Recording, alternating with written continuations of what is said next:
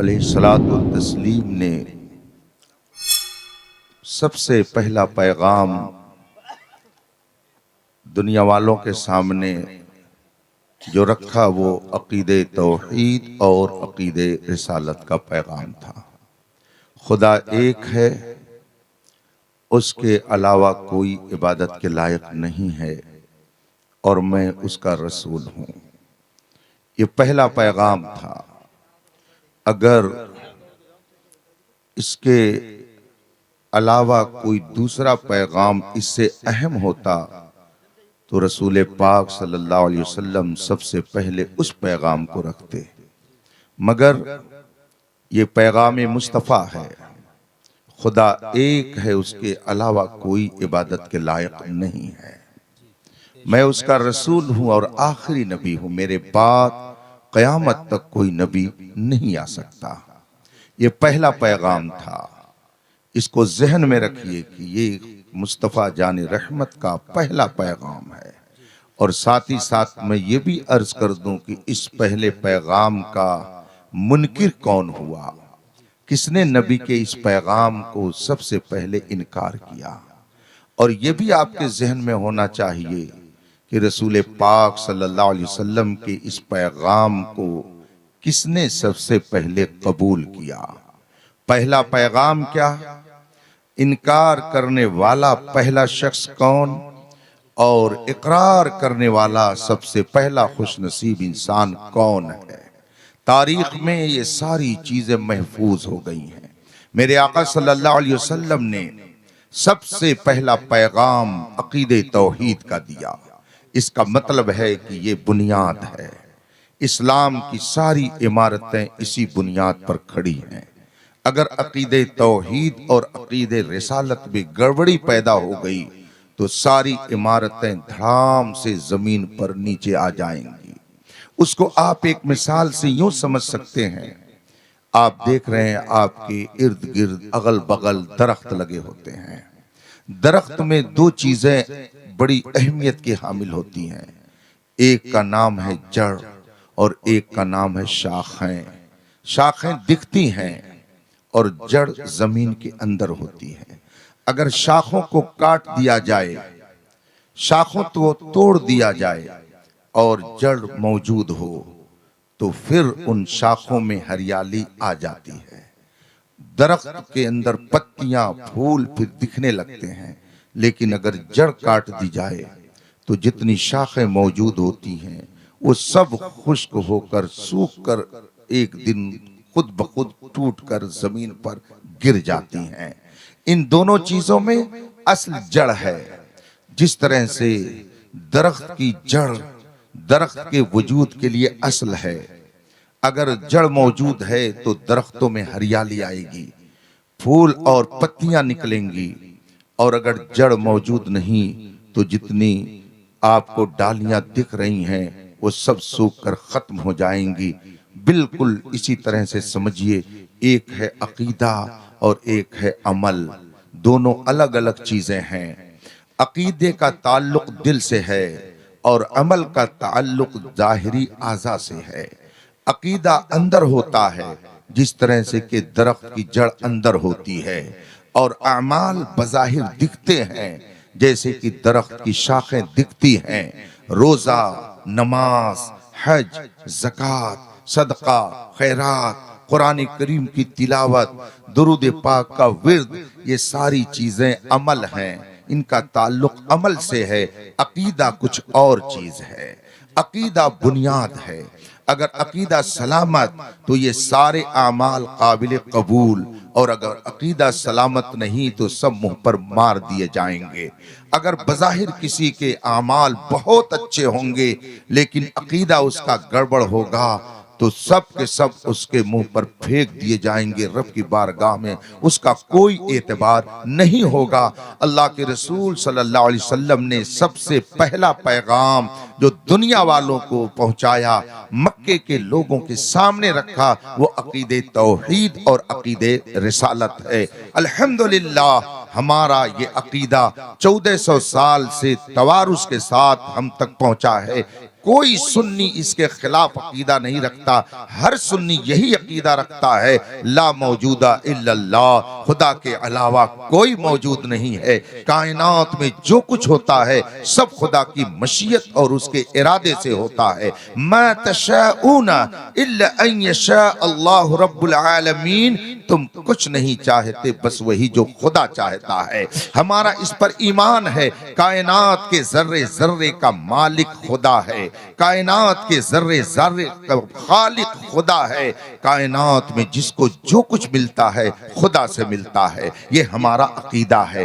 اسی بنیاد پر ہم اس کے سامنے صرف اپنی پیشانی نہیں جھکاتے بلکہ اپنی ناک کو بھی زمین پر رگڑ دیتے ہیں۔ یہ ناک زمین پر رگڑنا اور سجدہ کرنا یہ اس بات کا اقرار اور اعتراف ہے کہ مولا تیرے علاوہ کوئی اس کائنات کا خالق و مالک نہیں ہے۔ یہی عقیدہ توحید ہے۔ اللہ کے محبوب نے سب سے پہلے امت کو جو عقیدہ پہنچایا وہ عقیدہ توحید کا پیغام۔ سبحان اللہ سبحان اللہ سبحان اللہ، بے شک سبحان اللہ۔ اور پھر اللہ کے رسول صلی اللہ علیہ وسلم نے آگے یہ بھی فرمایا میں اس کا رسول ہوں۔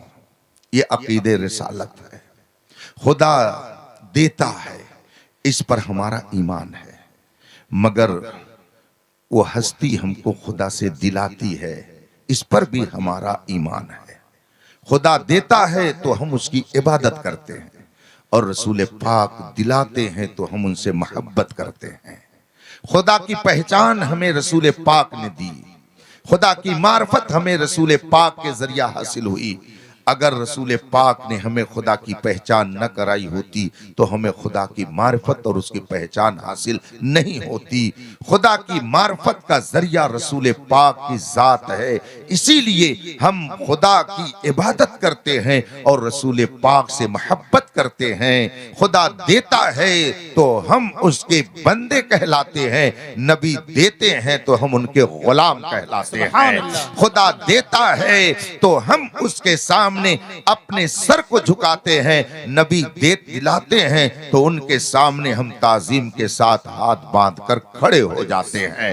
خدا کو ایک ماننا، خالق و مالک جاننا، یہ عقیدہ توحید ہے، اور رسول پاک صلی اللہ علیہ وسلم کو خدا کا رسول اور نبی ماننا یہ عقیدہ رسالت ہے، یہ اسلام کی بنیاد ہے۔ اور یاد رکھیے گا ایک جملہ اور میں عرض کر دیتا ہوں، کرتا ہی رہتا ہوں، عقیدہ یہ کسی کی عقیدت کی بنیاد پر نہیں بنتا ہے، عقیدہ قرآن اور حدیث کی روشنی میں بنتا ہے۔ عقیدت اور چیز ہے، عقیدہ اور چیز ہے، دونوں میں فرق ہوتا ہے۔ شیر بہار کے شہزادے تشریف فرما ہے حضرت علامہ مفتی محمد اسلم صاحب رحمت اللہ تعالی علیہ۔ اس علاقے میں اللہ تبارک و تعالی کی ایک عظیم نعمت تھے، ابر بہار تھے، سنیت کے وہ ایک عظیم مینار تھے، یہ میں جانتا ہوں۔ ان کی خدمات الحمدللہ اس علاقے میں بے شمار ہیں، اسی لیے آپ کو ان سے عقیدت ہے۔ لیکن اس عقیدت کی بنیاد پر اگر آپ یہ عقیدہ بنا لیں کہ وہ مجتہد ہیں، وہ نبی ہیں، تو آپ کا یہ عقیدہ آپ کے منہ پہ مار دیا جائے گا۔ اللہ رسول کی بارگاہ میں اس عقیدے کو تسلیم نہیں کیا جا سکتا ہے۔ عقیدت اور چیز ہے اور عقیدہ اور چیز ہے۔ عقیدہ قرآن و حدیث سے بنتا ہے، عقیدہ قرآن و حدیث کی روشنی میں طے ہوتا ہے۔ اللہ کے رسول صلی اللہ علیہ وسلم نے عقیدہ توحید کا پیغام، عقیدہ رسالت کا پیغام دنیا والوں کو دیا۔ جب آپ نے سب سے پہلے یہ پیغام دنیا کے لوگوں کے سامنے رکھا تو سب سے پہلا وہ بدنصیب جس نے انکار کیا اس کا نام ابو لہب ہے۔ وہ سامنے آتا ہے اور ایک پتھر اٹھاتا ہے اپنے ہاتھ سے اور اس پتھر کو نبی کی طرف پھینکنا چاہتا ہے، توہین کی نیت سے، نبی کو معاذ اللہ ایذا پہنچانے کی نیت سے ہاتھوں سے وہ پتھر کو پھینکنا چاہتا ہے نبی کی طرف۔ میرے مصطفیٰ نے اس کا کوئی جواب نہیں دیا، مگر غیرت خداوندی کو یہ گوارا نہ ہوا کہ میرا پیغام میرا محبوب امت تک پہنچائے اور کوئی میرا ہی بندہ میرے نبی کی کو اذیت پہنچائے۔ اللہ تبارک و تعالی کی طرف سے آیت کریمہ نازل ہوتی ہے، تبت یدا ابی لہب، تبت یدا ابی لہب، ابو لہب کے دونوں ہاتھ ٹوٹ جائیں۔ آخر یہ دونوں ہاتھ ٹوٹنے کی بات کیوں کہی گئی؟ وجہ وہی ہے کہ اس نے اپنے دونوں ہاتھ سے نبی کو ایذا پہنچانے کے لیے پتھر اٹھا کر کے پھینکا تھا، تو رب نے قیامت تک کے لیے ایک عبرت کا نشان اسے بنا دیا کہ ہر آنے والا کہے گا اے ابو لہب تو میرے محبوب کی طرف پتھر پھینکنے کے لیے اپنے ہاتھ کو استعمال کر رہا تھا۔ دیکھ رب نے فرمایا تبت یدا ابی لہب، ابو لہب کے ہاتھ ٹوٹ جائیں۔ اس کا ترجمہ ہے ابو لہب کے ہاتھ ٹوٹ جائیں، وہ تبا اور ٹوٹ گیا، ما اغنى عنہ مالہ وما کسب، نہ اس کے مال نے اس کو بچایا نہ اس کی پراپرٹی اور جائیداد نے اس کو بچایا۔ اس کا مطلب ہے کہ جو نبی سے ٹکراتا ہے خدا اسے قیامت تک کے لیے ذلیل و رسوا کر دیتا ہے۔ جو نبی کے پیغام کا انکار کرتا ہے اور نبی کی شان میں گستاخی کرتا ہے خدا اسے گوارا نہیں کرتا ہے، خدا اسے برداشت نہیں کرتا ہے۔ تبت یدا ابی لہب، یہ آیت بتا رہی ہے کہ جس نے نبی کی شان میں گستاخانہ انداز اختیار کیا رب نے قیامت تک کے لیے اسے ذلیل و رسوا کر دیا ہے۔ اور جانتے ہیں یہ ابو لہب کون تھا؟ یہ کوئی غیر نہیں تھا، یہ نبی کریم صلی اللہ علیہ وسلم کی خاندان کا تھا۔ یہ ابو لہب نبی کریم صلی اللہ علیہ وسلم کا چچا تھا، عبد المطلب کا یہ بیٹا تھا، ہاشمی تھا، قریشی تھا، مطلبی تھا، مکی تھا، حجازی تھا، عربی تھا، اپنی قوم کا ایک معزز شخص تھا، مگر نبی کی شان میں جب اس نے گستاخی کی تو نہ اس کی عزت نے نہ اس کے وقار نے اسے بچایا، نہ اس کے روب و دبدبہ نے اسے بچایا، نہ اس کا مکی ہونا کام آیا، نہ اس کا قریشی ہونا کام آیا، نہ اس کا ہاشمی ہونا کام آیا،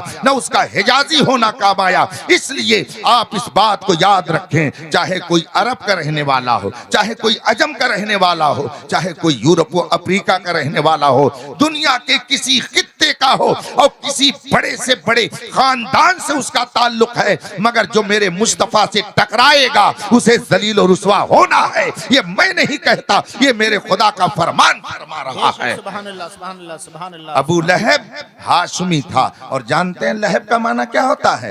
لہب عربی میں کہتے ہیں شعلے کو، جیسے آگ کا شعلہ ہوتا ہے اس کو عربی میں لہب کہا جاتا ہے۔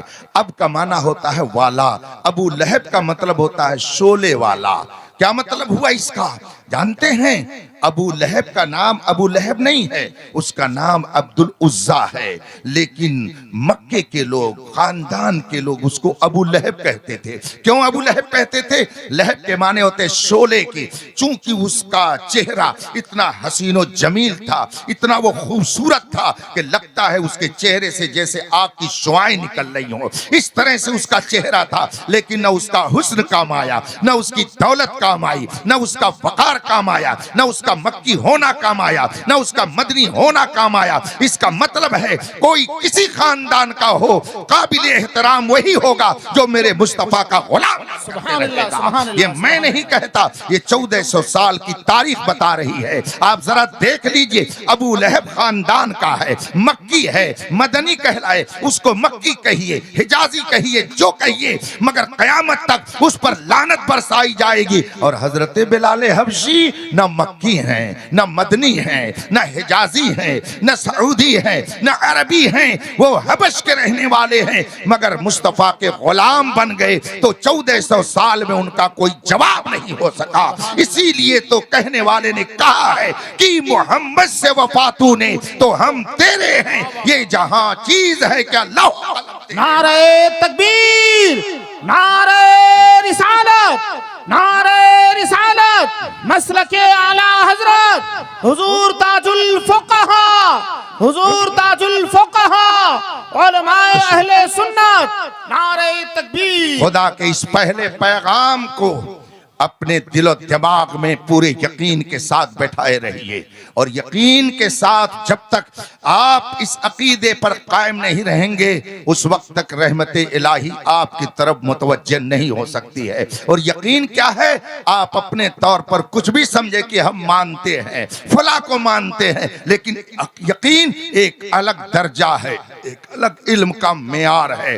وہ یقین جسے حاصل ہو جاتا ہے اس کے لیے یہ کہنا بہت آسان ہو جاتا ہے، یہ ایک جان کیا ہے اگر ہو کروڑوں تیرے نام پہ سب کو وارا کروں میں۔ اب ذرا یقین کا مطلب جلدی سے مجھ سے سن لیجئے، وقت بہت تیزی سے گزر رہا ہے۔ اگر میں نے ان طلبہ جو یہ فارغ ہو رہے ہیں ان میں سے کسی سے میں نے کہا بتائیے مولانا 6 کتنے ہوتے ہیں، انہوں نے مجھے تھوڑی دیر غور کرنے کے بعد جواب دیا کہ حضرت 6 12 ہوتے ہیں۔ میں نے آنکھ دکھائی، ڈانٹ ڈپٹ سنائی اور جلال بھرے انداز میں میں نے کہا کچھ پڑھا لکھا ہے مفتی شمشاد صاحب سے کہ ایسے ہی تم نے دستار لے لیے؟ غور کر کے بتاؤ کہ 6 کتنے ہوتے ہیں؟ تم نے پٹ سے بول دیا 6 12 ہوتے ہیں، غور نہیں کیا، پھر سے بتاؤ۔ اب سوچ میں پڑ گئے کہ حضرت نے ڈانٹ دیا ہے، واقعی کچھ مجھ سے گڑبڑی ہو رہی ہے۔ پھر سوچ رہے ہیں، سوچنے کے بعد کہتے نہیں حضرت 6 تو 12 ہی ہوتے ہیں۔ اور پھر جب دوبارہ میں نے ڈانٹا تو تھوڑی دیر اور سوچنے لگے۔ اس کا مطلب ہے کہ ابھی ان کو یقینی علم نہیں تھا، ابھی ان کو یقینی علم نہیں تھا۔ یقین اگر ہوتا تو یہ فوراً کہتے حضرت پوری دنیا ایک طرف ہو جائے، لیکن جو میں نے پہلے کہا ہے وہی اب بھی کہوں گا، 6 12 ہی ہوتے ہیں، 13 نہیں ہوتے ہیں۔ اب پھر میں نے ڈانٹا، اب ان کے اوپر نہ تاج الفقہا کا لقب اثر کر رہا ہے، نہ مناظر اہل سنت سے ان کو کچھ لینا دینا ہے، نہ دارالعلوم علیمیہ کے صدر شعبہ کی حیثیت ان کی نظر میں ہے، اور یہ چیلنج کر کے کہتے ہیں حضرت معاف کیجئے گا آپ کچھ بھی ہیں، مجھ کو اس سے انکار نہیں، لیکن 6 12 ہی ہوتے ہیں۔ پوری دنیا اس کے خلاف کہے مگر میں وہی کہوں گا جو مجھے یقین سے معلوم ہے۔ جب یہ منزل آ جائے گی اب ہم کہیں گے شاباش مولانا، واقعی آپ کو یقینی علم حاصل ہے، آپ کا یہ علم پختہ ہے، اس کو یقین کہا جاتا ہے۔ آپ ذرا سی مشکل میں پڑتے ہیں تو فوراً ادھر ادھر بہکنے لگتے ہیں۔ عقیدہ توحید یہ ہے، خدا پر یقین کا معنی یہ ہے۔ پورے ہندوستان کے لوگ آپ کو کلمہ پڑھنے کی وجہ سے ذلیل کرنا چاہیں، مارنا چاہیں، لیکن آپ یہی کہیں خدا ایک ہے، پوری کائنات اس کے خلاف کہے مگر میں یہی کہوں گا خالق ایک ہے، کائنات کا مالک ایک ہے۔ اسے یقین کہا جاتا ہے۔ جب یہ منزل حاصل ہو جائے گی تو آپ کہیں گے ہر جفا ہر ستم گوارا ہے، اتنا کہہ دے کہ تو ہمارا ہے۔ جب اس یقین کی منزل پر آپ آئیں گے، اور جب تک یہ یقین نہیں ہوگا اس وقت تک رحمت الہی کو آپ منتظر ہو کر کے دیکھتے رہیے، مگر وہ آنے والی نہیں ہے۔ بلال حبشی کو عقیدہ توحید پر یقین تھا، اسی لیے جب دشمن آپ کو ریتیلی زمین پر تپتے ہوئے ریت پر لٹا دیتا اور اوپر سے گرم پتھر رکھ دیتا، اور ادھر سے اگر کوئی صحابی گزرتا اور حضرت بلال کی اس مشکل کو دیکھ کر کے ان کی آنکھوں میں آنسو آ جاتا تو حضرت بلال اسے زبان حال سے کہتے آپ پریشان نہ ہوئیے، آپ کو پریشان ہونے کی ضرورت نہیں ہے۔ صحابی کہتے اے بلال تمہاری اس اذیت کو دیکھ کر کے میں برداشت نہیں کر سکا، مجھ سے برداشت نہیں ہو رہا ہے، بڑی اذیت اٹھا رہے ہو۔ حضرت بلال یہ نہیں کہتے کہ اذیت اٹھا رہا ہوں، بلکہ زبان حال سے کیا فرماتے سنو اے میرے پیارے ساتھی کہ اگر مجھے اس اذیت میں مبتلا کیا گیا ہے تو اسی لیے تو کہ میں خدا کو ایک مانتا ہوں، اس کے نبی کو نبی تسلیم کرتا ہوں، اسی عقیدے کی بنیاد پر تو مجھے یہ تکلیف دی جا رہی ہے۔ لیکن سنو جب کوئی شخص کوئی گھڑا خریدتا ہے، زبان حال سے حضرت بلال کا یہ جواب ہوتا کہ جب کوئی شخص گھڑا خریدتا ہے تو خریدنے سے پہلے اس کو ٹھونکتا بجاتا ہے، ٹنا ٹن کی اگر آواز نکلتی ہے تو خریدار سمجھ جاتا ہے کہ گھڑا ٹوٹا نہیں ہے، اور اگر گھڑا ٹوٹا ہوتا ہے تو اس کی آہستہ آواز نکلتی ہے۔ آپ جاتے ہوں گے بازار میں، مارکیٹ میں، اگر مٹی کا گھڑا خریدنا ہوتا ہے تو آج بھی لوگ اس کو ٹنا ٹن ایسے مارتے ہیں، اگر آواز اس کی ٹنا ٹن نکلتی ہے تو سمجھ جاتا ہے خریدار کی یہ گھڑا پھوٹا نہیں ہے، ٹوٹا نہیں ہے، اور اگر اس کی آواز آواز میں تبدیلی ہو جاتی ہے، آواز بدل جاتی ہے، بھد بھد کی آواز آتی ہے، آہستہ آواز آتی ہے۔ خریدار سمجھتا ہے کہ یہ کچا ہوگا، یہ ٹوٹا ہوا ہوگا۔ بالکل ایسے ہی آواز پر سمجھیے کہ جب کوئی چیز پختہ ہوتی ہے تو اس کی آواز میں ٹنٹناہٹ ہوتی ہے۔ آپ کہتے تو ہیں کہ ہم ٹناٹن سننی ہے، لیکن ٹناٹن سننی کا مطلب یہ ہوتا ہے کہ دشمن اگر آگ میں ڈالنا چاہے تب بھی آپ یہ کہیں خدا ایک ہے، اس کے علاوہ کوئی دوسرا عبادت کے لائق نہیں۔ بے شک، سبحان اللہ، زندہ باد، زندہ باد۔